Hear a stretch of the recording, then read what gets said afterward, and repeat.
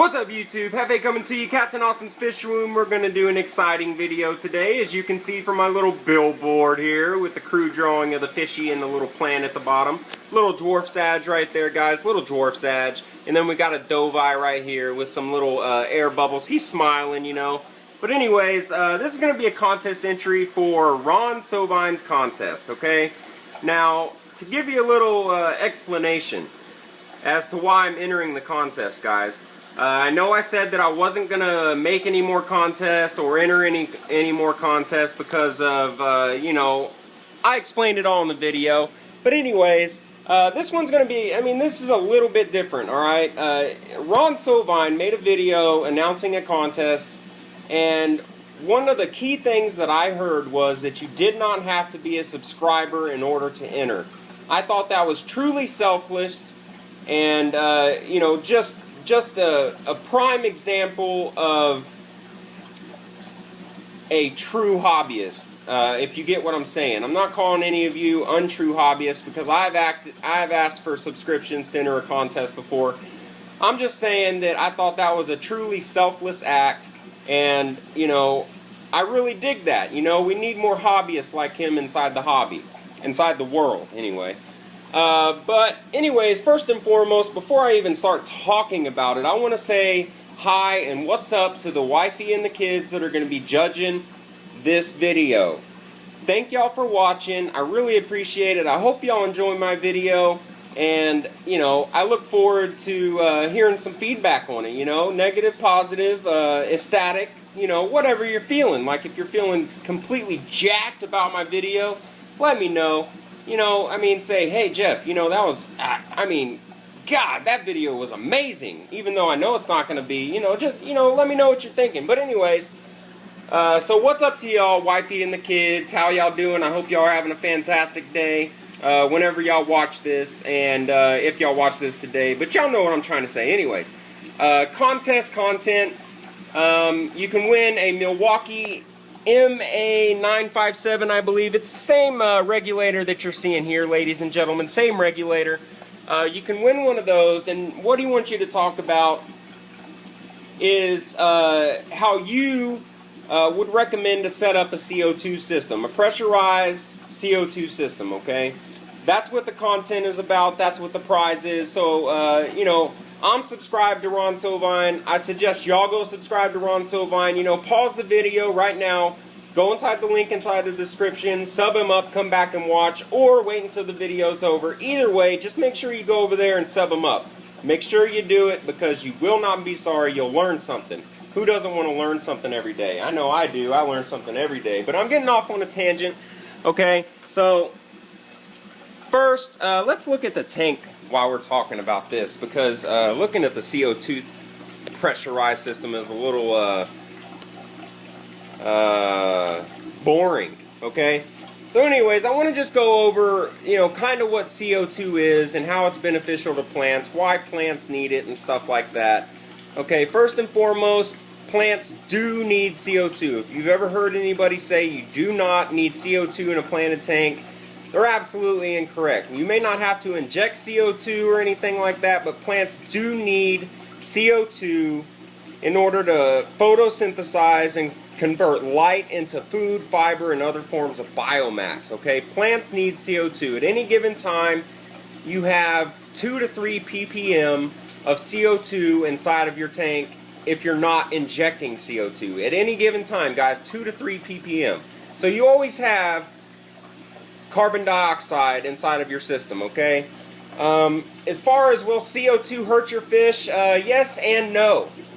You know, if you do it right and you don't overly, you know, inject CO2 into your system, i.e. gas your fish, if you don't go over 30 to 32 ppm of CO2 inside of your tank, you won't hurt your fish. You know, it won't hurt anything. Actually, it'll be very beneficial, you know, because just like I just said, plants need CO2 in order to photosynthesize and convert light into all that stuff that I said, you know, fibers, biomass, stuff like that. Okay? Now, are there different grades of CO2? Absolutely. Okay?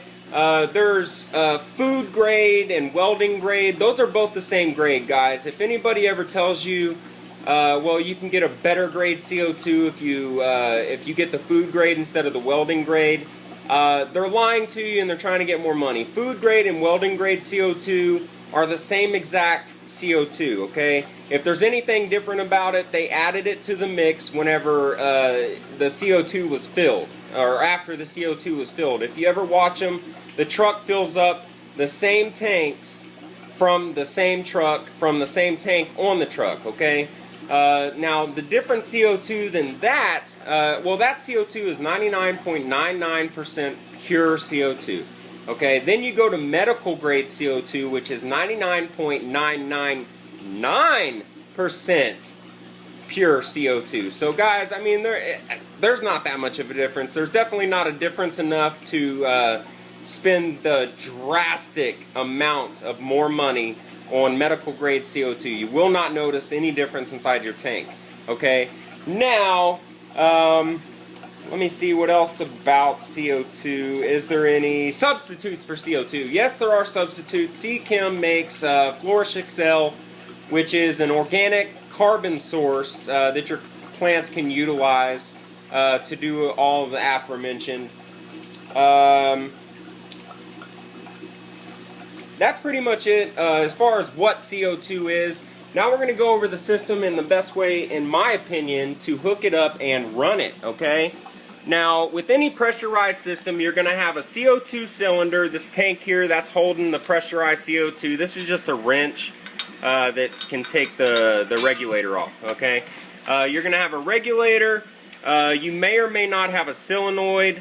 You'll definitely have a bubble counter. You'll definitely have some line with a check valve, and you'll have a diffusion method. Okay, we'll get to diffusion in a minute. Diffusion is this little atomizer right here. There's a couple different ways, and I want to talk about that too. Okay, there's a second bubble counter too. But anyways, when you're hooking up your regulator to the CO2 container or the cylinder, what you want to do is you want to screw it on there nice and tight. Use Teflon tape so you don't get a leak in the connection right there. Okay, use Teflon tape to screw this puppy on, or whatever regulator you may have. Alright, then you can either use water or you can use the CO2 bubble count fluid that Greenleaf Aquarium sells. It's just a higher viscosity so you can see the bubble a lot better. And then you're going to need a CO2 pressure resistant tubing, okay? With silicone tubing, you can lose up to 6% of CO2 per foot with silicone tubing, guys. And you don't want to use the regular airline tubing either, because the chemical reaction between CO2 and that kind of tubing will actually break it down over time, make it brittle, and you'll actually spring a leak and stuff like that. Okay, now, when you're first setting this up, what you want to do if you have this regulator is you want to screw this black knob, which is the regulator knob, all the way until you feel no more tension. It should feel nice and loose. You should be able to spin it, or, you know, whatever. You don't want any tension on that. What that does is it completely blocks any CO2 from going anywhere except for this gauge right here, okay? Now, this gauge is your set pressure. This gauge is your working pressure, or high pressure, low pressure, okay? Then you're going to turn your tank on nice and slow. You don't want to just, you know, brah, like that. You know, you don't want to hulk it open. You want to go nice and slow. That way you don't pop this valve right here, or I'm sorry, gauge right here, okay?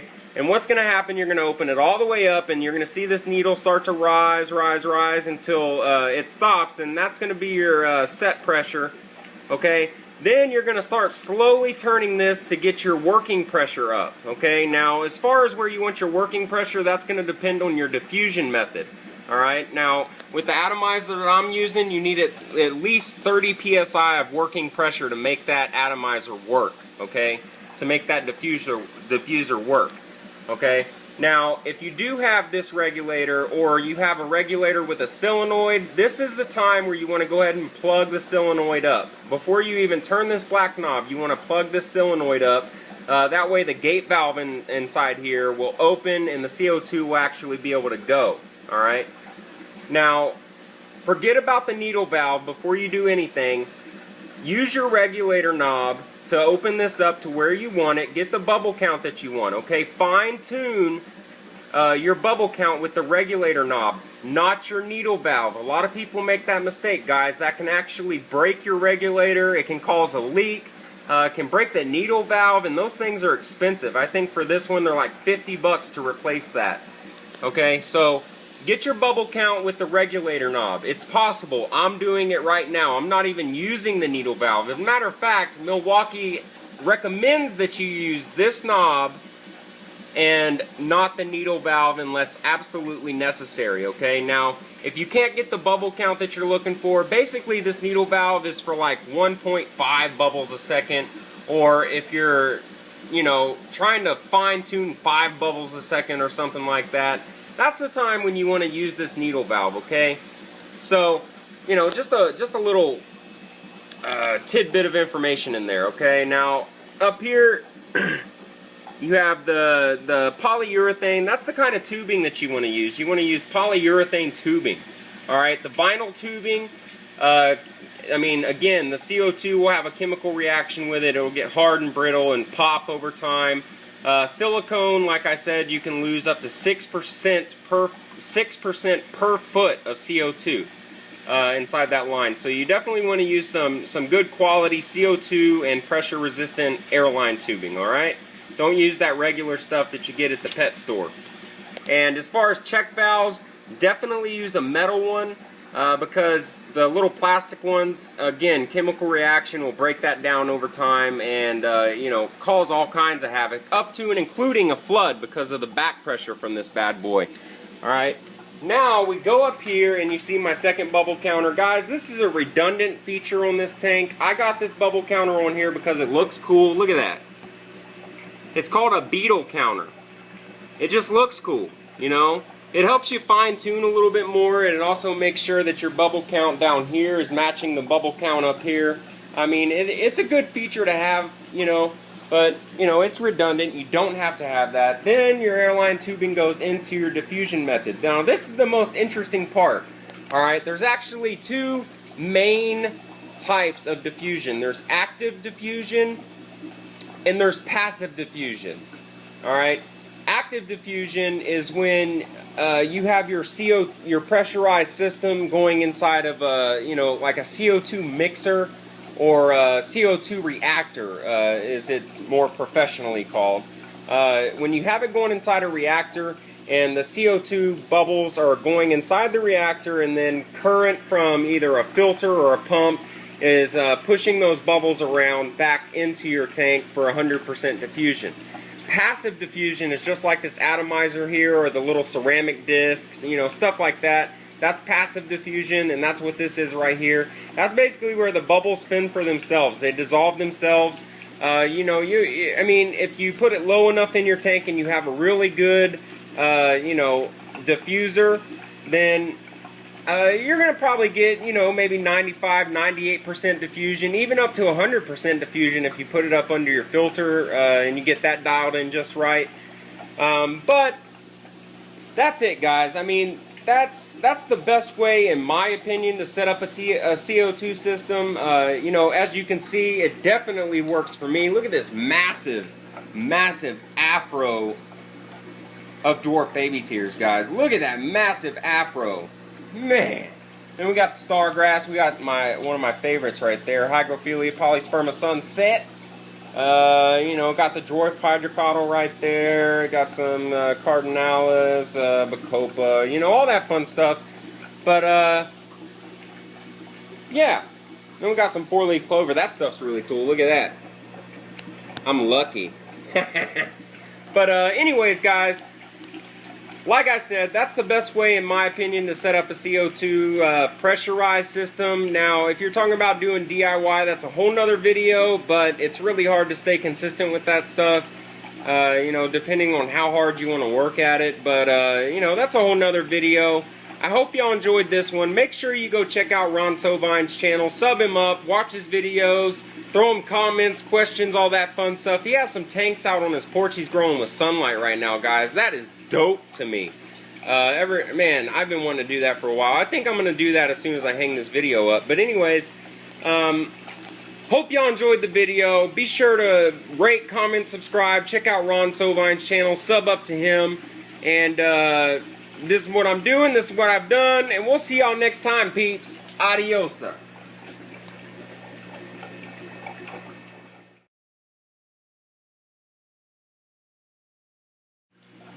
And then, in order to check how much CO2 you got bumping inside your system, there's a couple different ways to tell. You can use the pH, KH scale that you can find if you just type in pH, KH, CO2 scale, or you know, something like that.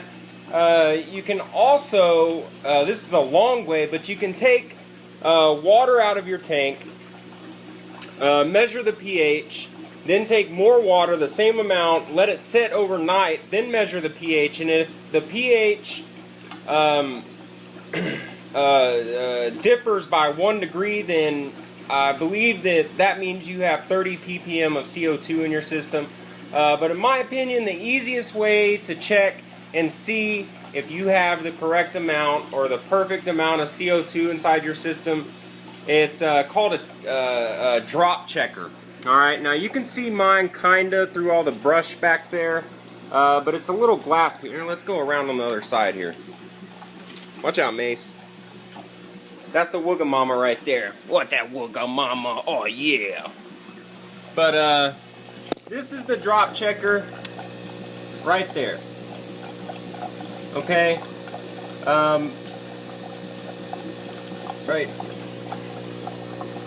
Right there, you see how it has this little part right here. This is where the air inside of the tank goes in there and measures the amount of CO2 that's inside the system. When it's green, it means that you have 30 to 32 ppm of CO2 inside of your system. When it's blue, it's not enough, and when it's yellow, it's too much. So that's the easiest way to check. I'm sorry I forgot to mention that, so you know, you're probably laughing at me saying, what a jackwagon, forgot to mention that. But anyways, yeah, that's how you check it. Sorry you really can't see it too well on video through the camera. Or, well, video through the camera. God, genius. But yeah, so that's how you check to make sure that you have optimum CO2 inside of your system, guys. Like I said before, be sure to go check out Ron Sovine's channel. Sub him up, watch his videos. Be sure to rate, comment, and subscribe. Let me know what you're thinking. This is what I'm doing. This is what I've done. And we'll see y'all next time. Adios. Let's check out a little Dovai before we go. Woo, Dovai. Woo. Mean Dovai. That's Big Rig. Adios.